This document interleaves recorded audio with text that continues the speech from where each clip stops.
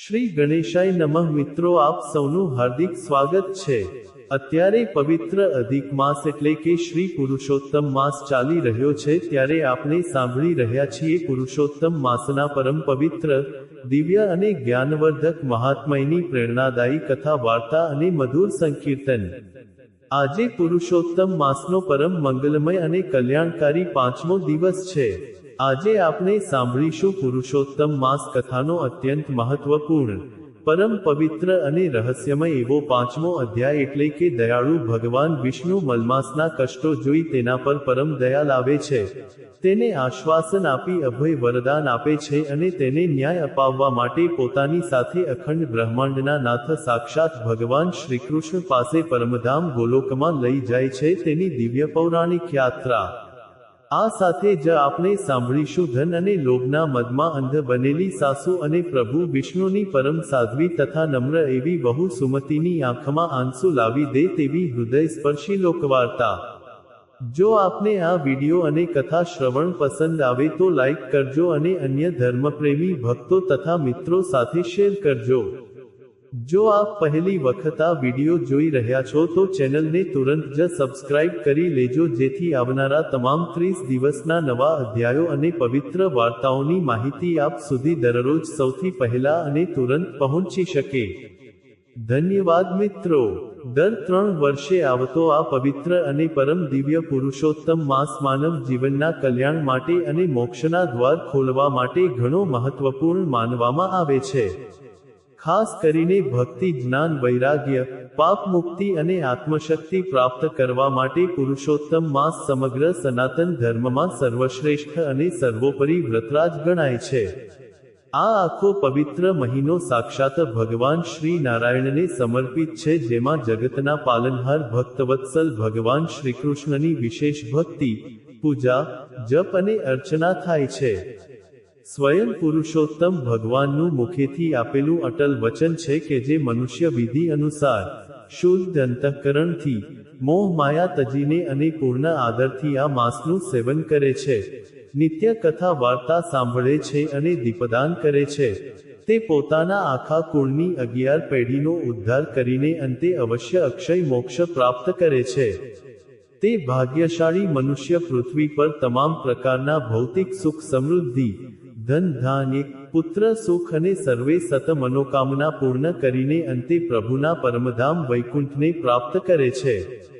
પુરુષોત્તમ માસમાં નિત્ય વહેલી સવારે સૂર્યોદય પહેલા બ્રાહ્મ મુહૂર્તમાં ઉઠીને પવિત્ર નદી, તળાવ કે સરોવરમાં સ્નાન કરીને હાથમાં જળ અને તલ લઈને તલની તિલાંજલિ આપીને સૂર્યનારાયણ દેવને તાંબાના પાત્રમાંથી અર્ઘ્ય દેવાય છે। સાક્ષાત સૂર્યનારાયણ દેવ જે ભગવાન નારાયણનું જ પ્રત્યક્ષ સાકાર બ્રહ્મ સ્વરૂપ મનાય છે, તેમની આ દિવસોમાં વિધિવત 16 ઉપચારોથી પૂજા થાય છે અને પિતૃઓને નરકવાસમાંથી તૃપ્ત કરવા માટે તર્પણ પણ કરાય છે।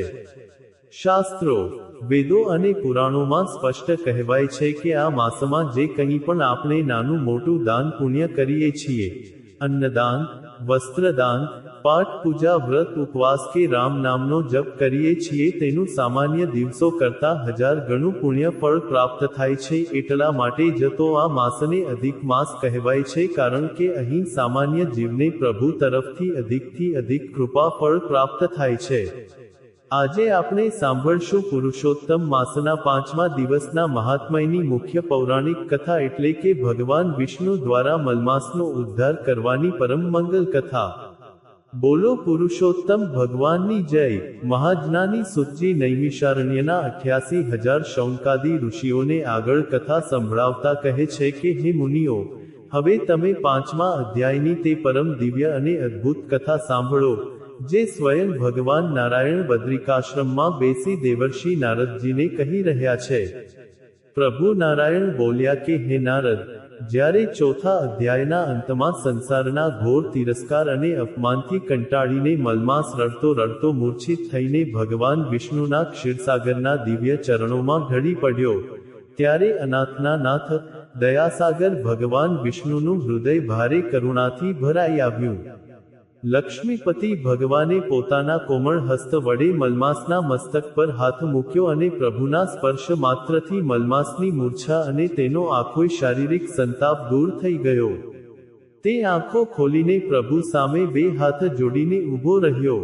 ભગવાને તેને પ્રેમપૂર્વક બેઠો કર્યો અને આશ્વાસન આપતા મધુર વાણીમાં કહ્યું કે હે વત્સ, તું જરાય ડર નહીં.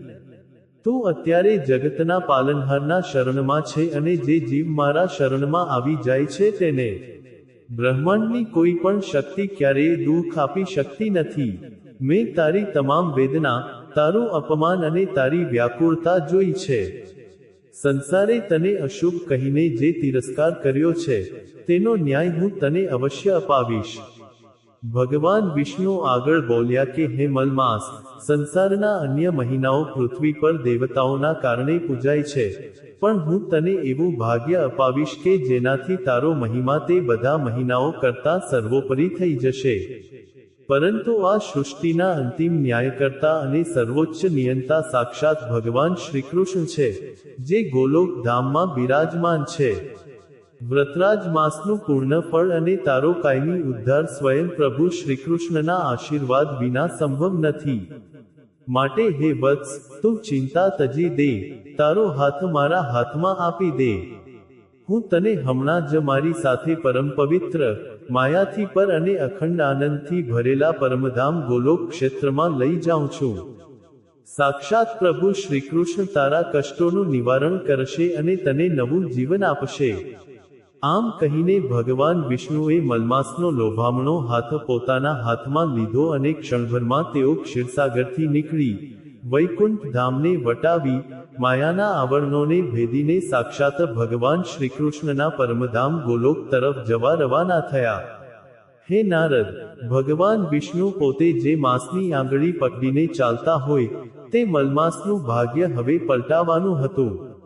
આ યાત્રા અદ્ભુત હતી, જે જોઈને આકાશમાંથી દેવતાઓ પણ પુષ્પવર્ષા કરવા લાગ્યા. હવે આપણે સાંભળીએ પુરુષોત્તમ માસના 5મા દિવસની પરમ પવિત્ર, ધાર્મિક અને ભારે બોધ આપનારી લોકવાર્તા એટલે કે લોભી સાસુ અને પવિત્ર વહુ સુમતિની કથા. બોલો ભગવાન શ્રીકૃષ્ણની જય. પ્રાચીન સમયની આ વાત છે. ઉજ્જૈન નગરીમાં હરિદાસ નામના એક મધ્યમવર્ગીય બ્રાહ્મણ રહેતા હતા. તેમનો પરિવાર નાનો હતો. ઘરમાં તેમના પત્ની ગુણવંતી અને એક દીકરો માધવ હતો. હરિદાસજી ભગવાનના પરમ ભક્ત હતા, પણ ગુણવંતી પોતાના નામથી તદ્દન ઊંધી, ભારે લોભી, કંજૂસ, કપટી અને પૈસા પાછળ પાગલ સ્ત્રી હતી. તે ઘરમાં એક પાઈ માટે ઝઘડા કરતી અને અતિથિઓને ઘરના આંગણેથી હાંકી કાઢતી હતી. સમય જતાં માધવ મોટો થયો એટલે તેના લગ્ન પાડોશી ગામની સુમતિ નામની કન્યા સાથે થયા. સુમતિ પોતાના નામ પ્રમાણે જ પરમ જ્ઞાની, ગંગા જેવી પવિત્ર, સરળ સ્વભાવની, ગરીબો પ્રત્યે દયા રાખનારી અને ભગવાન નારાયણની અનન્ય ભક્ત વહુ હતી. તે સાસુ ગુણવંતીના કડવા વેણ પણ હસીને સહન કરી લેતી અને આખા ઘરની સેવા આદરપૂર્વક કરતી હતી. લગ્નના થોડા સમય પછી બ્રાહ્મણ હરિદાસજી પરલોક સિધાવી ગયા અને ઘરની આર્થિક સ્થિતિ નબળી પડી. માધવ વિદ્યા મેળવવા અને કમાણી કરવા માટે પરદેશ ગયો, એટલે ઘરમાં સાસુ ગુણવંતી અને વહુ સુમતિ બે જ જણા રહ્યા. માધવના ગયા પછી સાસુ ગુણવંતીએ પોતાનું અસલી ક્રૂર સ્વરૂપ વહુ પર અજમાવવાનું શરૂ કર્યું. તે સુમતિને ખાવા માટે માત્ર સૂકી રોટલી આપતી, આખો દિવસ ઘરનું આકરી મજૂરી જેવું કામ કરાવતી અને જો સુમતિ પ્રભુની પૂજા કરવા બેસે તો દીવો ઓલવી નાખતી અને બોલતી કે પૂજા કરવાથી પેટ નથી ભરાતું, કાંતણ કર તો 4 પૈસા ઘરમાં આવે. આમ ને આમ દિવસો પસાર થયા અને પવિત્ર અધિક માસ એટલે કે મલમાસ આવ્યો.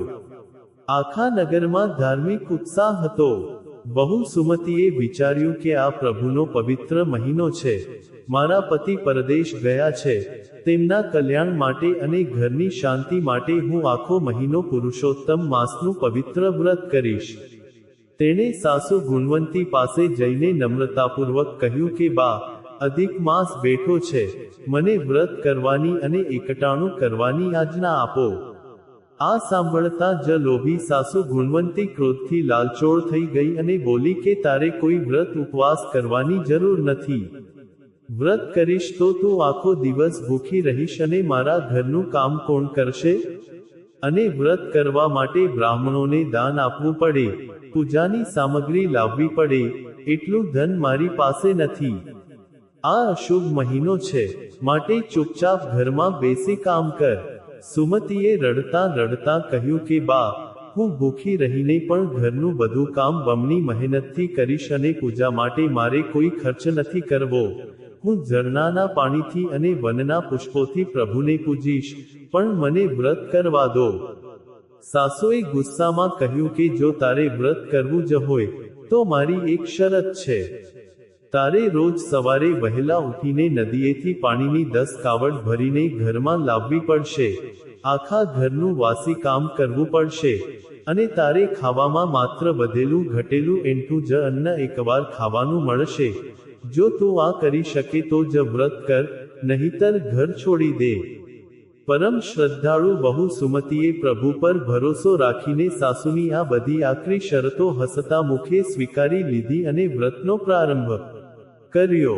સુમતી રોજ સવારે 4 વાગ્યે અંધારામાં ઉઠી જતી, માથે બેડું લઈને નદીએ જતી, સ્નાન કરીને પ્રભુ પુરુષોત્તમની માનસિક પૂજા કરતી અને સાસુના કહ્યા મુજબ પાણીની 10 કાવડ ભરીને ઘરમાં લાવતી હતી. તેના કોમળ હાથમાં છાલા પડી ગયા હતા, પગ થાકી જતા હતા, તોય તે મુખમાંથી સદાય જય પુરુષોત્તમ દેવનો જાપ જપતી હતી. સાસુ ગુણવંતી તેને જાણી જોઈને હેરાન કરવા માટે નિત્ય બપોરે રાંધેલું બધું સારું ભોજન પોતે ખાઈ જતી અને રાતની વધેલી ફૂગ વળેલી સૂકી રોટલી અને છાશ વહુ માટે રાખતી હતી. સુમતી તે એંઠું અને સૂકું અન્ન પણ પ્રભુનો પ્રસાદ માનીને ભગવાનને ભોગ ધરીને ભાવથી જમી લેતી હતી અને સાસુના પગ દબાવી સેવા કરતી હતી. સાસુ ગુણવંતી નગરમાં જઈને બહેનપણીઓને કહેતી કે મારી બહુ તો બહુ મૂર્ખ છે, આખો મહિનો ભૂખી મરે છે અને મારા ઘરનું બધું કામ મફતમાં કરી આપે છે. આમ કરતા કરતા વ્રતના આખા 30 દિવસ પૂર્ણ થયા અને અંતિમ દિવસ એટલે કે અમાસનો દિવસ આવ્યો, જે દિવસે વ્રતનું ઉજવણું કરવાનું હોય છે. સુમતીએ સાસુને કહ્યું કે બા, આજે વ્રતનો છેલ્લો દિવસ છે. આપની શક્તિ મુજબ કોઈ એક ગરીબ બ્રાહ્મણ સંતાનને બોલાવીને જમાડીએ અને તેને કાંસાના પાત્રમાં કાનિક નાનું દાન આપીએ તો વ્રત પૂરું થાય. લોભી ગુણવંતીએ મોટો છણકો કરીને કહ્યું કે મારી પાસે કોઈ બ્રાહ્મણને જમાડવાના પૈસા નથી. તારે ઉજવણું કરવું હોય તો પેલી કચરાપેટીમાં એક તૂટેલો કાંસાનો વાટકો પડ્યો છે, તે લઈ લે અને લોટની અંદર પાણી નાખીને એક રોટલો બનાવી લે. કોઈ ભિખારી આવે તો આપી દેજે, બાકી મારી પાસે કાંઈ માંગતી નહીં. પરમ સંતોષી વહુ સુમતીએ રડતી આંખે તે તૂટેલો જૂનો કાંસાનો વાટકો લીધો, તેને સાફ કર્યો અને ઘરમાંથી થોડો કરકરો લોટ લઈ પ્રભુનું સ્મરણ કરી એક સુંદર રોટલો બનાવ્યો અને ઝૂંપડીના દ્વારે ઊભી રહીને પ્રભુ પુરુષોત્તમની વાટ જોવા લાગી કે હે નાથ, મારી લાજ રાખજો. બપોરનો સમય થયો એટલે તીવ્ર તડકામાં એક અત્યંત અશક્ત, કોઢથી પીડાતા, ફાટેલા ચીંથરા પહેરેલા અને ભૂખથી ધ્રુજતા એક વૃદ્ધ બ્રાહ્મણ સાધુ સુમતીના દ્વારે આવીને ઊભા રહ્યા અને બોલ્યા કે હે દીકરી, હું 3 દિવસથી ભૂખ્યો છું, મને બહુ તરસ લાગી છે, તારા વ્રતના નામનું મને કાનિક અન્ન આપ, પ્રભુ તારું કલ્યાણ કરશે. બ્રાહ્મણની આવી દયનીય અવસ્થા જોઈ સુમતીનું હૃદય પીગળી ગયું. તે દોડીને અંદર ગઈ અને પેલો મોટો રોટલો અને તૂટેલા કાંસાના વાટકામાં નદીનું પવિત્ર જળ ભરી લાવ્યા અને સાધુ મહારાજના ચરણોમાં અર્પણ કર્યા. સાધુ મહારાજે તે રોટલો ખાધો અને વાટકામાંથી પાણી પીધું. જેવો સાધુએ પાણીનો છેલ્લો ઘૂંટડો પીધો કે તરત જ ત્યાં એક બહુ મોટો અને દિવ્ય ચમત્કાર થયો. પેલો તૂટેલો જૂનો કાંસાનો વાટકો સાક્ષાત શુદ્ધ અને ઝળહળતા સોનાના વાટકામાં બદલાઈ ગયો અને તેની અંદર અઢળક હીરા અને માણેક પ્રગટ થઈ ગયા.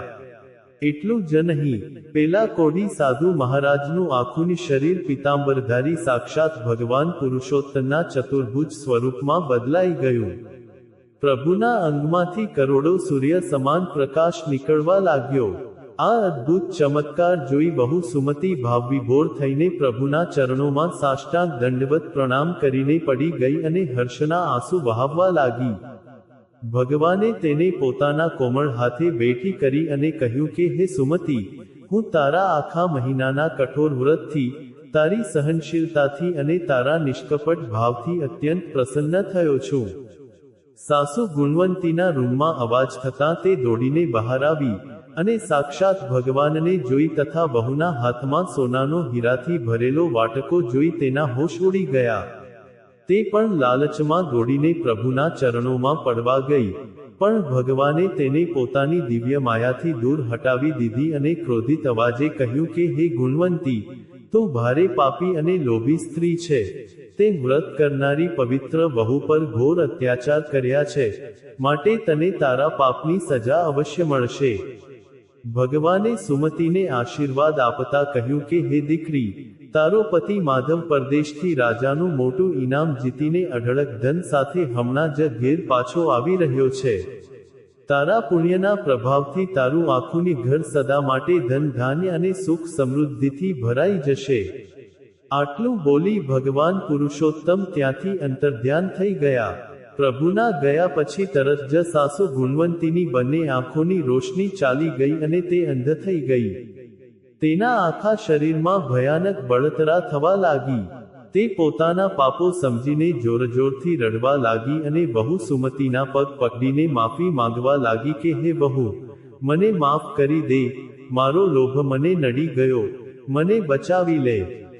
પરમ દયાળુ સુમતીએ સાસુને ગળે લગાવી અને પ્રભુ પાસે પ્રાર્થના કરી કે હે નાથ, મારી સાસુને ક્ષમા કરો. સુમતીની પ્રાર્થનાથી ગુણવંતીની બળતરા શાંત થઈ, પણ તેની અંધાપો કાયમ રહ્યો, જેથી તે જિંદગીભર લોભ ન કરવાનું શીખી. થોડી જ વારમાં તેનો પતિ માધવ રાજવી ઠાઠ સાથે અઢળક સોનું અને ઘોડાઓ સાથે ઘેર પાછો આવ્યો. આખો પરિવાર સુમતીના પુણ્યથી સુખી થઈ ગયો અને ગુણવંતી પણ સદા માટે લોભ છોડી પ્રભુ ભક્તિમાં લાગી ગઈ. જીવનના અંત સમયે ભગવાન પુરુષોત્તમનું દિવ્ય વિમાન આવ્યું અને સુમતી તથા તેનો પતિ માધવ સદેહે પરમધામ વૈકુંઠમાં ગયા. હે ભગવાન પુરુષોત્તમ, જેવા તમે પવિત્ર વહુ સુમતીની સાચી ભક્તિ અને વ્રતથી તેના પર પડ્યા અને તેનો ઉદ્ધાર કર્યો તથા લોભી સાસુનો અહંકાર તોડ્યો, તેવા આ પવિત્ર 5મા અધ્યાયની દિવ્ય કથા કહેનાર, સાંભળનાર, પૂજન કરનાર અને વિડિયો જોનાર સૌ ભક્તોને ફળજો અને સૌનું મંગલ કરજો. બોલો પુરુષોત્તમ ભગવાનની જય. તો વહાલા ધર્મપ્રેમી મિત્રો, આપણે સાંભળ્યું પુરુષોત્તમ માસના 5મા પવિત્ર દિવસના મહાત્મયની અતિ દીર્ઘ, મોટી અને રહસ્યમય પૌરાણિક કથા તથા તેની શ્રેષ્ઠ બોધ આપનારી લોકવાર્તા. મને પૂર્ણ શ્રદ્ધા અને આશા છે કે આપને આ સુંદર વિડિયો જરૂરથી પસંદ આવ્યો હશે. આવો હવે આપણું મન અને વાણી પવિત્ર કરવા માટે 2 મિનિટ પ્રભુના શ્રી ચરણોમાં ધ્યાન ધરીને ભગવાન પુરુષોત્તમનું પરમ મધુર અને દિવ્ય સંકીર્તન પ્રેમપૂર્વક કરીએ. બોલો પૂર્ણ પુરુષોત્તમ ભગવાનની જય. હે કરુણાના કરનારા, તારી કરુણાનો કોઈ પાર નથી.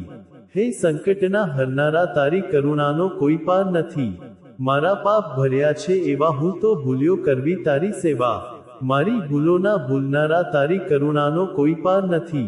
હે પરમ કૃપાલુ વહાલા, મેં તો પીધા જગતમાં વિષના પ્યાલા.